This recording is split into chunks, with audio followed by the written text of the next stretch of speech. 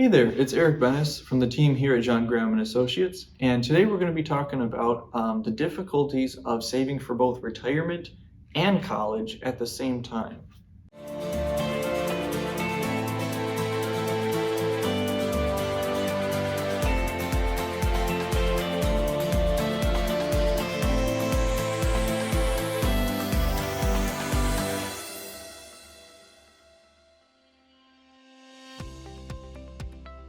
So obviously we want to juggle those two priorities and end up being able to help our kids get to college, but also at the same time have a comfortable retirement for ourselves.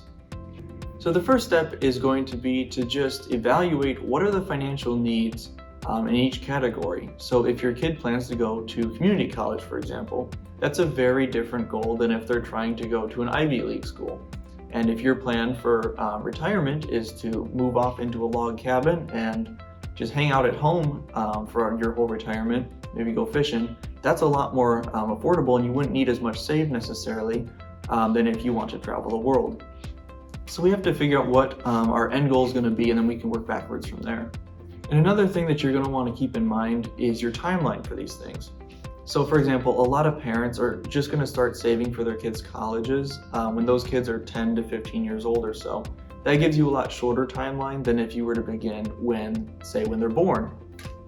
The reason that matters a lot is if you keep in mind the power of compounding money over time, you could put in a lot less money but have a longer timeline and end up with a similar number than if you have a very short timeline, because you're not going to have that growth over time necessarily. If you're offered a retirement plan at your job and that retirement plan has a match, you definitely want to take advantage of that because it's essentially free money to put towards your retirement that your employer wants to give you, as long as you also have some skin in the game and you make the contribution that you need to.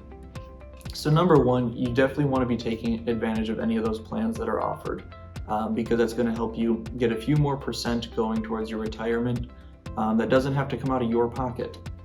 Another nice thing that 401ks often offer, if they have an online portion, there'll be tools there to estimate out, let's say you're 35 now, but it'll say project out if you retire at 55, you'll retire with this much. If you retire at 65, you'll retire with this much.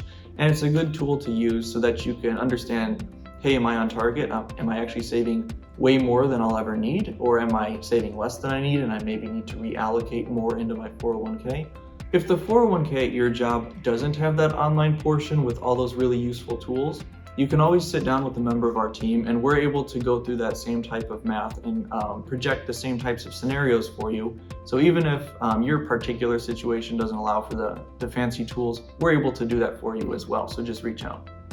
Another thing to keep in mind is that there's often more than one income stream that you're going to be thinking about as you approach retirement, and of course once you're in retirement.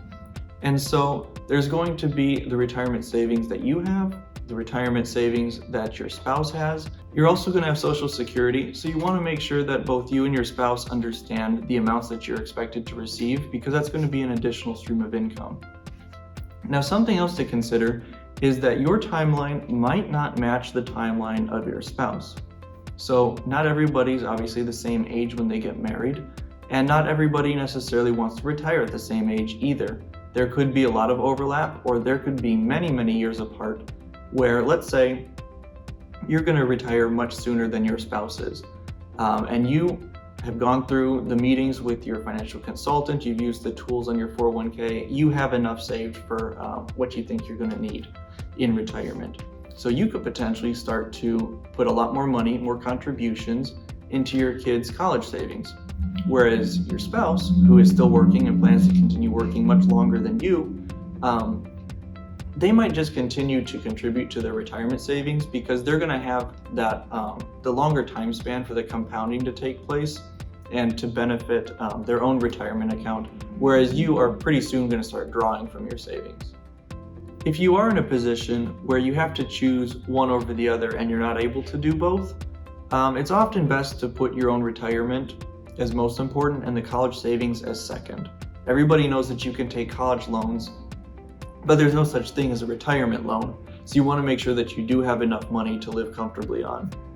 Also, the typical kid is going to go to college at probably 18 or 19 years old. So that means you have at most about 18 years of compounding if you were to start this investment account for your kids' college the day that they were born.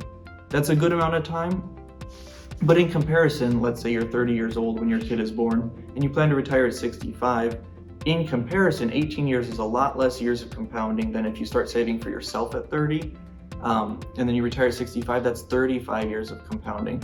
So you don't want to miss out on all that potential for tax-deferred growth and the compounding of your initial investment, which is why it would be very important to prioritize your own retirement savings over the college fund that you want to have for your kid if you had to pick one. If you're able to do even just a little bit, it can still be really worth it, even though it seems like just a little. Let me give you an example. If you put in $100 a month for 10 years, so let's say you started saving when your kid is 8 and they go to college at 18 and start spending that money. If you put in $100 for 10 years at the time that they actually need that money, they're going to have somewhere between $18,000 and $19,000 that they can use.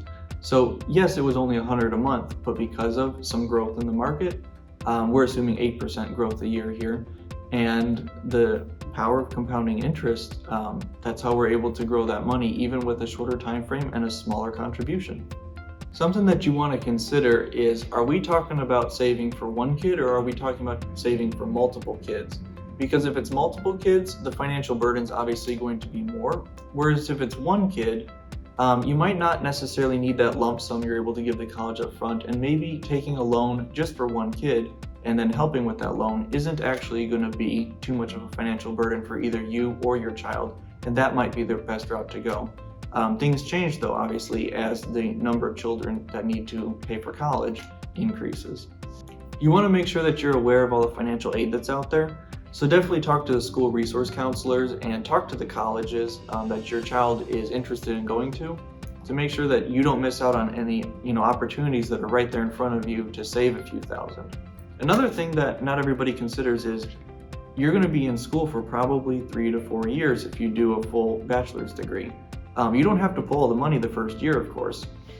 So like I said before, you're typically going to save at most about 18 years, right? Because if you contribute when they're born, and then the day that they go to school, they're probably 18 or 19.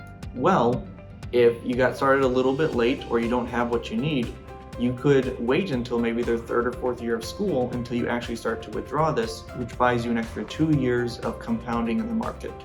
Finally, if you run the numbers and you've sat down with your financial advisor, and the fact is that we simply need to do something additional in order to accomplish our goals, we can always, of course, consider working maybe a year or 2 extra in order to help your kid pay off the loans or whatever it is that we end up doing for their college.